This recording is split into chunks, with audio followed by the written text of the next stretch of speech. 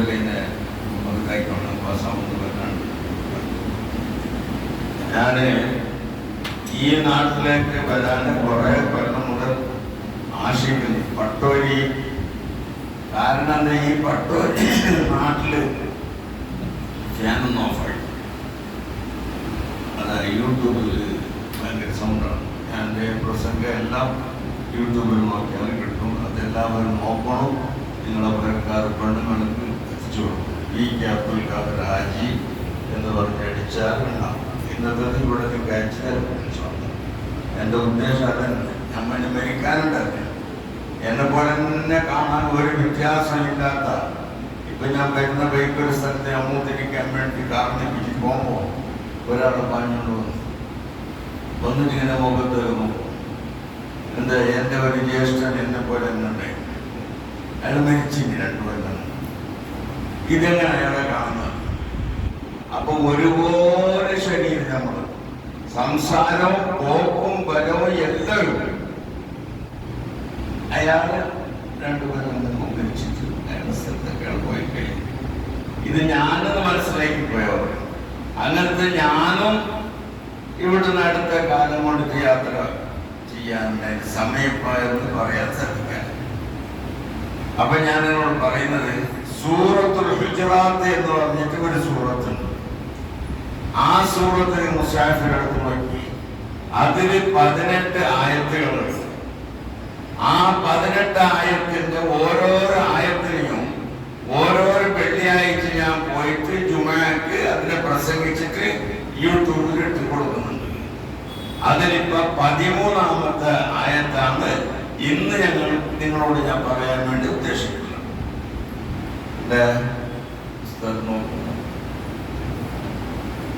12ാമത്തെ ആയത്തിൽ ഞാൻ പറയുന്നുണ്ടത്.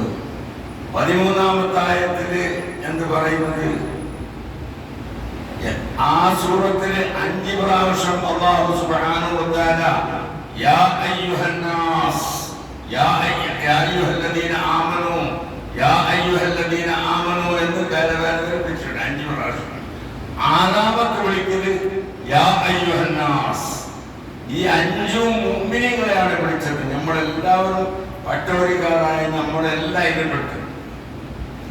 മുഅ്മിനീങ്ങൾ, നമ്മളെല്ലാം മുഅ്മിനീങ്ങളല്ലേ. നമ്മള് ഈമാനില്ലാന്ന് പറഞ്ഞെങ്കിൽ എന്താ ഉണ്ടാവില്ല. അപ്പൊ ആ ഈമാനുള്ള കൂട്ടരൊക്കെ വിളിച്ചത്.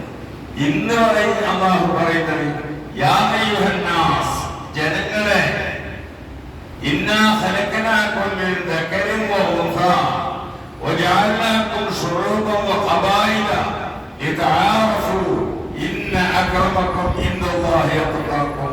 യാ അയ്യുഹന്നാസ്, ജനങ്ങളെ, ഇന്നാ ഖലഖനാകും മിൻ ദക്കരിൻ വ ഉൻസാ, നിങ്ങൾ ഒരു ആണും പെണ്ണിൽ നിന്നിട്ട് ഞങ്ങൾ പടച്ചുണ്ടാക്കി. ഒരു ആണിനെ കൊണ്ടേ ഒരു കുട്ടി ഉണ്ടാവില്ല, ഒരു പെണ്ണിനെ കൊണ്ടേ ഒരു കുട്ടി ഉണ്ടാവില്ല. അപ്പൊ ഇയാൾക്ക് ഒരു സംശയമുണ്ട്, ഈസാ നബി ഉണ്ടായിരുന്നല്ലേ? ഈസാ നബി ഉപ്പാനെ കൂടാണ്ട് ഉമ്മാനെ കൊണ്ടുണ്ടായിരുന്നല്ലേ? അപ്പൊ പിന്നെ ഒരു സംശയത്തിന് അപ്പുറമുണ്ട്, ആദം നബി അലൈഹി ഇസ്ലാമിന് ഉപ്പുണ്ടായിട്ട് ഉമ്മ ഉണ്ടായിട്ട്. മനസ്സിലായോ? ആദം നബി അലൈഹി ഇസ്ലാമിന് ഉപ്പ ഉണ്ടായില്ല, ഉമ്മ ഉണ്ടായില്ല. ഇല്ല, അത് അല്ലാഹു അവന്റെ ഖുദ്റത്തിനെ വെളിവാക്കിയിട്ട് പറയുന്നത്, എനിക്ക് ആ 2 ആളുകൾ ഉണ്ടായിട്ടും പടക്കാൻ കഴിയും, ഒരാളിനെ പടക്കാൻ വേണ്ടി സാധിക്കും. അതേപോലെ തന്നെ ഉപ്പ ഇല്ലാണ്ട് പടക്കാനും സാധിക്കും, 2 ആളെ കൊണ്ട് സാധിക്കും. ഇന്നാ ഖലഖനാകും മിൻ ദക്കരിൻ വ ഉൻസാ, ഒരു ആണിനെ പെണ്ണിനെ ഞാൻ പടച്ചു. വജഅൽനാകും ശുഊബൻ വ ഖബായില, നമ്മളെക്കൊണ്ട് നാട്ടിലെല്ലാം പറയാറുണ്ട്, അവൻ ഏരിയില്ല കാരണം അവന്റെ വില്ലയത് നോക്കുന്നില്ല. ചില കുടുംബം നോക്കണം, ഇതെല്ലാം നോക്കാനാണ് നിക്കാഹ് വെച്ചു കൊടുക്കുന്നു. ആ അതിനെപ്പറ്റി അല്ലാഹു പറയുന്നു, നിങ്ങൾക്ക് ചില കബീലകളെയും ഷർബുകളെല്ലാം ഉണ്ടാക്കിയിരിക്കുന്നു. എന്തിനു വേണ്ടിയിട്ട്? ലിതആറഫു, നിങ്ങൾ പരസ്പരം അറിയാൻ വേണ്ടി. ഇയാള് നമ്മൾക്കുള്ള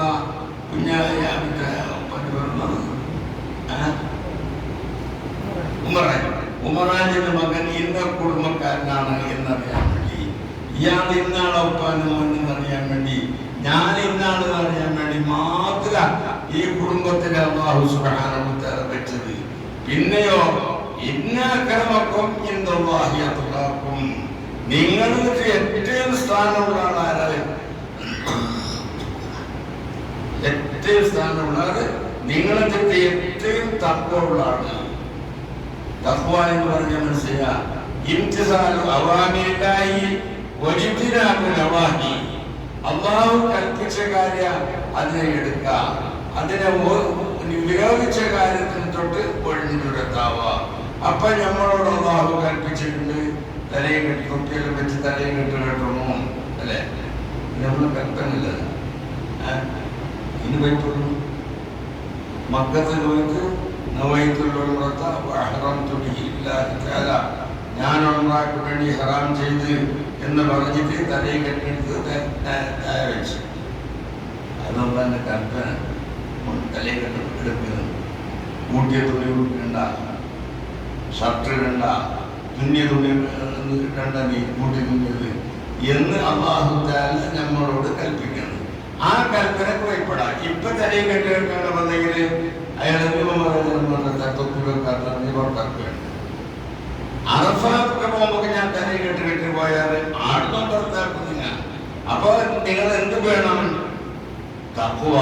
അത്തഖ്വ ഇംതിസാലു അവാമിരില്ലാഹി വജിബ്തിനാബു നവാഹി, അല്ലാഹു കൽപ്പിച്ച കാര്യത്തിനെ മുഴുവനും എടുക്കുക. അത് നമ്മൾക്ക് ഏറ്റവും വേണ്ടാത്ത സാധനമായിട്ടുണ്ടെങ്കിലും ശരി, നമുക്ക് കൽബിലേക്ക് തോന്നാത്തതാണെങ്കിലും ശരി, വജിബ്തിനാബു നവാഹി, അവൻ വിരോധിച്ച കാര്യത്തിനെ തൊട്ട് ഒഴിഞ്ഞു ദൂരത്താവാ. അല്ലാഹു അങ്ങനെയുള്ള മുത്തഖീങ്ങളിൽ പെടുത്തട്ടെ. ഇന്ന് സജീവ ബന്ധങ്ങളിലേക്ക് എന്തൊക്കെ അൽഹംദുലില്ലാഹ് അൽഹംദുലില്ലാഹ് എന്ന് പറഞ്ഞിട്ട് അല്ലാഹുമ്മ സ്വല്ലി അലാ സല്ലല്ലാഹു അലാ സയ്യിദിനാ മുഹമ്മദ് ഇന്നല്ലദീ അയ്യുഹന്നാസ്, ജനങ്ങളെ ഊസിക്കും, ഞാൻ നിങ്ങളോട് വസിയത്ത് ചെയ്യുന്നു, ബിനഫ്സി, എന്റെ നഫ്സ് കൊണ്ടും. എന്തുകൊണ്ടിട്ട് നിങ്ങൾ പരയിൽ ബിരിയാണി ആക്കി തരണമെന്ന് പറഞ്ഞിട്ടാ അല്ല, ബിതഖ്വല്ലാഹ്, അല്ലാഹു എന്ത് പറഞ്ഞ് അതിനെടുക്കാൻ വേണ്ടിട്ട് നിങ്ങളോട് ഞാൻ വസിയത്ത് ചെയ്യുന്നു. അതെങ്കാലും പറഞ്ഞില്ല എന്ന് കണ്ടെങ്കിൽ ജുമാ സഹിക്കാവില്ല. തഖ്വ ചെയ്യലല്ല പ്രശ്നം. ചെയ്യണോ എന്ന് കൽപ്പിച്ചില്ലെങ്കിൽ, ചെയ്യാൻ വേണ്ടി ചെല്ലില്ലെങ്കിൽ നമ്മളെന്താവും കുറ്റക്കാരായിപ്പോ. ആ തഖ്വ നമ്മൾ കാണും. അബൂ ഹുറൈറ റളിയല്ലാഹു അൻഹുവോട് ഒരാൾ ചോദിച്ചു, തഖ്വ എന്ന് പറഞ്ഞാൽ എന്ത്? പറയുന്നത് മനസ്സിലാകുന്നില്ലല്ലേ? പറയുന്നില്ലല്ലേ? ഞാൻ മലയാളത്തിലേ പറഞ്ഞിട്ട് നമ്മൾ ഈ ഭാഗത്തുള്ള ആൾക്കാർ അറിയാൻ വേണ്ടി അതിനെല്ലാം എത്തിച്ചു കൊടുക്കുന്ന പണി നിങ്ങൾ നൽകുള്ളൂ. അല്ലെങ്കിൽ ഒരാൾ കഴിച്ചതിനെ എത്തിച്ചു കൊടുക്കുന്ന അവർ അമല് ചെയ്യും. അബൂ ഹുറൈറ എന്നോട് ചോദിച്ചു, തഖ്വ എന്ന് പറഞ്ഞാൽ എന്ത്? തഖ്വ എന്ന് പറഞ്ഞാൽ നീ ഒരു കുന്നിലെ പോകുന്നു, ആ കുന്നില് എല്ലാം മുള്ളു കൊത്തിയിട്ടിട്ടുണ്ട്, തല മുള്ളു. അപ്പൊ നീ എങ്ങനെ പോകും? അപ്പൊ ഇയാൾ പറഞ്ഞു, ഞാനിങ്ങനെ തുണിയെല്ലാം എന്നെ പൊന്തിച്ച് വെച്ചിട്ട് ആ മുള്ളില്ലാത്ത ജാഗ നോക്കിയിട്ട് കാള് വെച്ചോണ്ട് പോകും. അതെന്നെ തഖ്വ. നീ അതിന് പോകുമ്പോ ഒരു പെണ്ണിനെ കണ്ടെങ്കിൽ ആ പെണ്ണിനെ ഇഷ്ടത്തോടും കൂടിയോ അല്ലാത്ത നിലക്ക് നോക്കേണ്ടത്.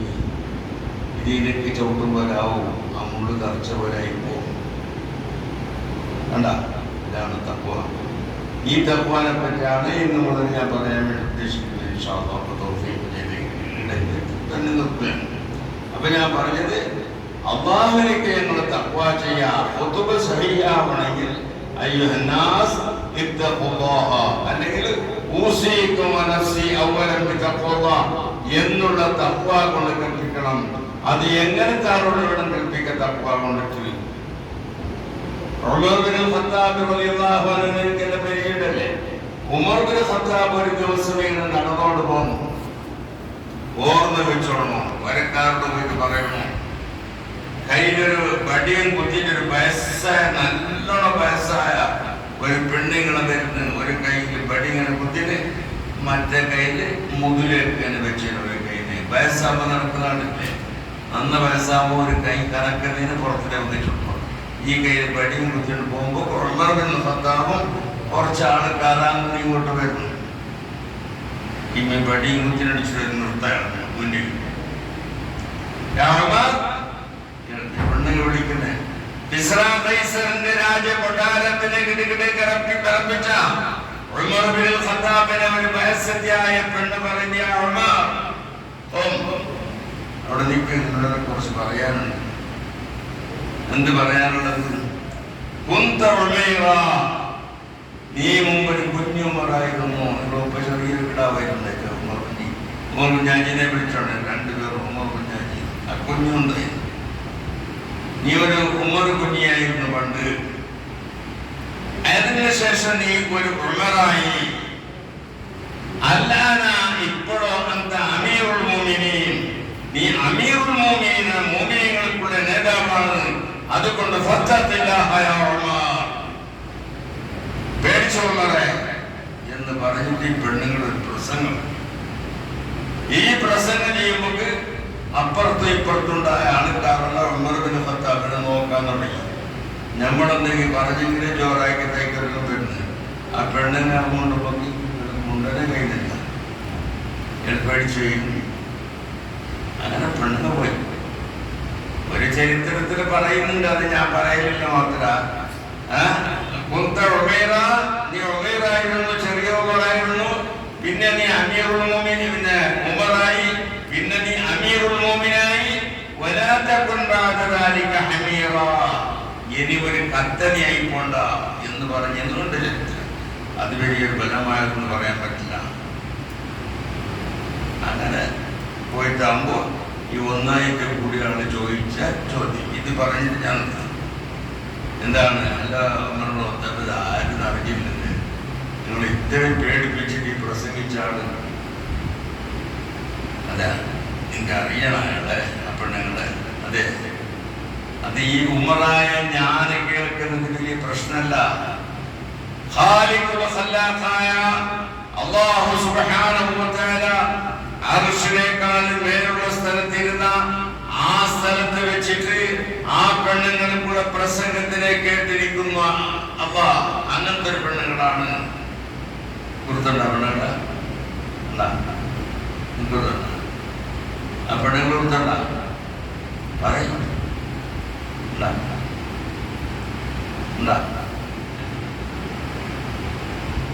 അത് ഒന്നാമത്തെ ജുസൂഅത്തുൽ ഖുർആന്റെ അമ്മയത്തെ സാലമനം അല്ലെ, രണ്ടാമത്തത് തബാറക അല്ലെ, മൂന്നാമത്തത് നീക്ക് അറിയോ അവിടെ എന്തെന്ന് പറഞ്ഞറിയോ ആ സൂറത്തിൽ? ഇതെല്ലാം ഓർമ്മ വെച്ചോണം. قد سمع الله قول التي تجادلك في زوجها وتشتكي الى الله. قد سمع الله ആകെ ഫേലകത്തെ കടകടത്തിൽ തേന്തിങ്ങനെ വായിപ്പിക്കും. قد سمع الله, തീർച്ചയായിട്ടും അല്ലാഹു തആല കേട്ടിരിക്കുന്നു. ഖൗലല്ലത്തി, ഒരു പെണ്ണിനുള്ള ഖൗലിനെ, വാക്കിനെ, തുജാദിലുക ഫീ സൗജിഹാ, തങ്ങൾക്കുള്ള ഭാര്യയുമായി ഇങ്ങനെ തർക്കിച്ചുകൊണ്ടിരിക്കുന്ന വിഷയത്തിനെ അള്ളാഹു കേട്ടിരിക്കുന്ന അങ്ങനത്തെ ഒരു പ്രാസംഗികനോട് ചെറിയ പെണ്ണെന്തല്ല അത്ഭുതപ്പെട്ടു. ഇത് ചരിത്രം അറിയണമില്ല. അപ്പോഴാണ് ഈ ചരിത്രത്തിന് പിന്നെ പറയുന്നത്. ഈ തഖ്വാനെ ഓർമ്മ വെക്കാൻ വേണ്ടി ഒരു ചെറുപ്പക്കാരെ കണ്ടതിന് വേണ്ടി ഞാൻ പറയുന്നു. ഖൗലത്തുന്നൊരു പെണ്ണുങ്ങളുണ്ടായി. ഈ ഖൗലത്തും അവർക്കുള്ള ഭർത്താവും തമ്മല് വയറിന്റെ ഉള്ളിൽ വിഷയം പറഞ്ഞിട്ട് വിളിച്ചും കൊടുത്തു. ഇങ്ങോട്ട് വാ, ഇങ്ങോട്ട് വാന്ന് പറയുമ്പോൾ ഈ പെണ്ണുങ്ങൾക്ക് മനസ്സിലായി, ഈ വിളിക്കുന്ന സ്റ്റൈല് കാണുമ്പോൾ ഇയാളെ ഷഹവത്തിനെ പിടാനായിരിക്കും എന്ന് മനസ്സിലായി. പെണ്ണുങ്ങൾ അതിനെ വിളിക്കുന്നതായിരിക്കും. അപ്പൊ പറഞ്ഞ് റക്അത്തൈൻ, 2 റക്അത്ത് നിസ്കരിച്ചിട്ട് ഞാൻ പോയി കാണാം. അപ്പൊ ഇയാള് ദേഷ്യം മുടിച്ച് ഞമ്മക്ക് അങ്ങനെ വരുന്നത് ചോറായിന ഇല്ല ഇല്ല നിന്റെ ചോറ കാണുന്നത് ചെയ്തിട്ട് അമ്മ എത്ര വലിയ കുറ്റം വരുന്നത് നോക്കും. അങ്ങനെ ബഹുമാനപ്പെട്ട അവന്റെ ഭർത്താവ് ഔസ് എന്നാണ് അദ്ദേഹത്തിന്റെ പേര്. ഔസിലേക്ക് ദേഷ്യം വിളിച്ചിട്ട് വന്നില്ലല്ലേ, നീ നിന്റെ മുതു എന്റെ ഉമ്മാന്റെ മുതു പോലെയാണ്, നിനക്ക് ഞാൻ ജിമാ ചെയ്ത് എന്റെ ഉമ്മാക്ക് ജിമാ ചെയ്യും പോലെയാണ് എന്ന് പറഞ്ഞു. എന്തോ ബിഹാറെന്നാണ് പറയുന്നത്. പോയി അപ്പോഴാണ് ഈ പെണ്ണുങ്ങൾ ഉള്ളിൽ തുറമ്പിലേക്ക് ഓടി. മനസ്സിലാക്കണം, അവിടെ ഉള്ളിൽ തുറമ്പിലേക്ക് ഓടി തയ്ക്കാൻ വേണ്ടിയില്ല. അല്ല, ഇത് തലാക്ക് പറഞ്ഞിട്ടാകുമ്പോ അവന്റെ മുന്നിൽ ഞാൻ നിൽക്കാൻ പാടില്ലല്ലേ പറഞ്ഞ മനസ്സിലാന്നാ. ഉള്ളിലേക്ക് പോയി. ഉള്ളിലേക്ക് പോയി ഇയാൾ പുറത്തു. മറ്റുണ്ടായാളെ കാണാൻ പാടില്ലല്ലേ ആ പെണ്ണുള്ളിലേക്ക്. അപ്പോ ബഹുമാനപ്പെട്ട ഒരു രണ്ടാമത്തെ ഭർത്താവ് പെണ്ണോട് പറഞ്ഞ്, എന്റെ ദേഷ്യം കൊണ്ട് അങ്ങനെ പറഞ്ഞു പോയത്, നീ പോയി റസൂലുള്ളാഹിനോട് പോയിട്ട് ചോദിക്കുക മസ്ജിദിൽ, എന്നിട്ട് നമുക്ക് നിങ്ങൾക്ക് തീരുമാനമായിട്ട്. ഓരോ പെണ്ണുകൾ പറഞ്ഞ്, ഞാൻ ചോദിക്കൂല നീ എന്നെ പോകണം, എനിക്ക് പോകാൻ പറ്റുന്നില്ല, എന്റെ മുഖന്നല്ലേ ഇതൊരു തെറ്റ് വന്നത്, മിസ്റ്റേക്ക് എന്റേതല്ലേ, അതുകൊണ്ട് ഞാൻ പോയില്ല എന്ന് പറഞ്ഞു. അവസാനം ഈ പെണ്ണുങ്ങൾ പോകാൻ വേണ്ടി സമ്മതിച്ചിട്ടാവുമ്പോൾ തങ്ങളുടെ വീട്ടിലേക്ക് ഈ പെണ്ണുങ്ങൾ പോയി. ആയിഷ ബീബി റസൂലുള്ളാഹിന്റെ തന്റെ മുടിന് ഭാര്യയാണ് ഉണ്ടായിരുന്നത്. അപ്പൊ ഭാര്യ കൊണ്ടിരിക്കുന്ന പറയുമ്പോൾ ഭാര്യക്കാർക്ക് വെച്ചിട്ട് റസൂലുള്ള മുടി വെച്ചില്ല, എല്ലാവരും വെക്കുള്ളൂ. റസൂലുള്ള ചില അവസരങ്ങളിൽ മുടി വെച്ചിട്ടുണ്ട്, ഈ കാതിന്റെ തട്ടത്തോട് ഇങ്ങനെ വെച്ചിട്ടുണ്ട്. പിന്നെ ചില അവസരത്തിൽ എന്നെ കളഞ്ഞിട്ടുണ്ട്. അങ്ങനെ നബി സല്ലല്ലാഹു അലൈഹി വസല്ലമിന്റെ മുടിയിൽ വരുന്ന ആ സമയത്ത് ഈ പെണ്ണുങ്ങള് ഭാര്യക്കാരത്തി വന്നു, ചെറുപ്പക്കാരത്തി. ഉമറിന്റെ കാലാകുമ്പോ വയസ്സായിന്. ഈ ചെറുപ്പക്കാരത്തെ പറഞ്ഞ്, നബിയെ നമ്മളെ ഇയാളെ ഇടയിൽ ഒരു പ്രശ്നമായിട്ട് ഞാൻ വന്നതാണ് എന്ന് പറഞ്ഞു.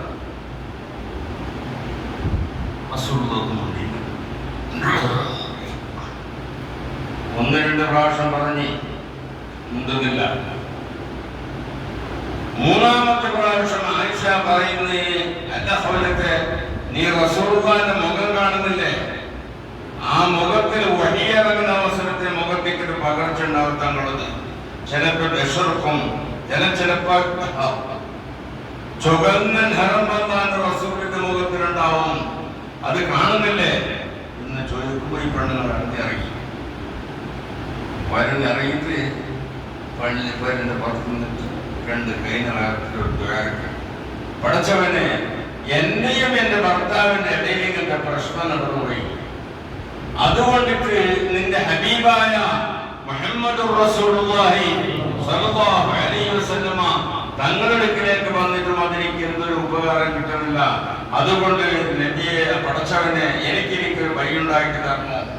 ഞാൻ എന്റെ മക്കളുണ്ട്, മക്കളെ അയാൾക്ക് കൊടുത്താൽ മക്കൾ പൈച്ചു പോവും, ദേശാന്തരായി പോവും, ഞാൻ നോക്കാൻ അറിഞ്ഞ എന്നെ കൂടെ കുട്ടികൾ നോക്കാനും കഴിയില്ല. കിടാക്കളെന്നാക്കണം സാധാരണ തലാഖിക്കാൻ എത്ര മക്കളുണ്ട്, 5 മക്കളുണ്ട്. ഓട് പറഞ്ഞ് എന്നെ കൊണ്ടാവില്ല, അവൻ പറഞ്ഞ് എന്നെ കൊണ്ടാവില്ല അല്ലേ. അങ്ങനെ ഈ കുട്ടികൾ എന്നെ കൊണ്ടാവില്ല മനസ്സിലാക്കി അപ്പാനോട് ചെയ്തിട്ട് പറഞ്ഞിട്ട് ഈ രണ്ട് കൈയിനെ താക്കുമ്പോഴാണ് മഹാനായ ജിബ്രീൽ അലൈഹിസ്സലാം വന്നിട്ട് ഓതിയ ആയത്താണ് ഇത്. സ്റ്റാർട്ട് ചെയ്തിട്ട് ഖൗലല്ലതി തുജാദിലുക ഫീ സൗജിഹാ വതഷ്തകി ഇലല്ലാഹ്. അതാണ് ഇത് മനസ്സിലാക്കണം. എന്താ പറഞ്ഞത്? ഇതാര്? ഉമറുടെ ഭർത്താവ് ഓരോട് പറയുന്നേ. ഉമർ ഭർത്താവിനെ മുട്ടിട്ടില്ലേ അവരോട് പറയുന്നത്. ഇങ്ങനത്തെ മനസ്സിലായി ആ പെണ്ണുങ്ങ ഇങ്ങനത്തെ ഒരു പ്രശ്ന പെണ്ണുണ്ടായിരുന്നു മനസ്സിലായ തെറ്റിട്ടില്ല നിങ്ങള് ഇങ്ങനെ. അപ്പൊ ആ പെണ്ണുങ്ങള് ഇങ്ങനെ അള്ളാഹിനോട് വിഷയം പറഞ്ഞപ്പോ അള്ളാഹു ആ പെണ്ണുങ്ങളുടെ വിഷയത്തിൽ ഒരു ആയത്ത് ഇറക്കിയിട്ടുണ്ടെന്ന്.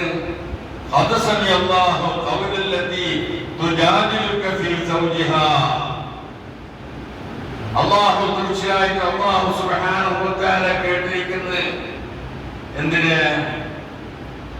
തുജാദിലു പെണ്ണുങ്ങൾക്കുള്ള വാക്കിന് തുജാദിലുക ഫീ സൗജിഹാ, അവളെ മാപ്പിളന്റെ കാര്യത്തിൽ പെണിഞ്ഞോണ്ടിരിക്കുന്നതിന് അബ്ദ കണ്ടിരിക്കുന്നത് എന്ന് പറഞ്ഞിട്ട് ആയത്തിറക്കി.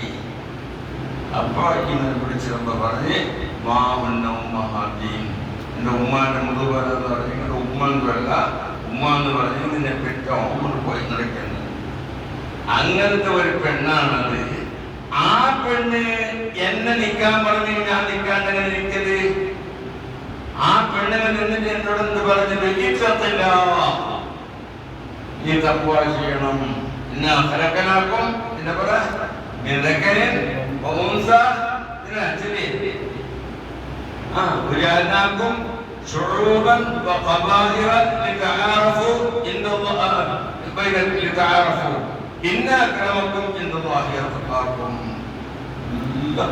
പഠിച്ചില്ലെങ്കിൽ നമ്മൾ നാളെയാ മറ്റേന്ന് പറയാൻ കഴിയില്ല, ഞാനിപ്പോ പോയി എത്തു എന്ന് പറയാൻ കഴിയില്ല. അങ്ങനത്തെ ഒരു നിരക്കാണ് ഞാൻ ഉള്ളത്. ഞാനിപ്പോ തലയിൽ കിട്ടണം കെട്ടിക്കൊണ്ട് സാധനം കിട്ടുകൊണ്ട് വന്നിട്ടുണ്ട്. എന്റെ പിരിപ്പിൽ 60 കൊല്ലം കിടന്നുകൊണ്ടായ, എന്നെ പൊത്തിപ്പിടിച്ചിട്ട് കിടന്നുകൊണ്ടായ എന്റെ ഭാര്യ ഇപ്പൊ 5-6 മാസം മുമ്പ് അസ്സലാമലൈക്കും മരിച്ചിട്ട് മണ്ണിന്റെ ഉള്ളിലേക്ക് പോയി എത്തിയിട്ടായി പോയി.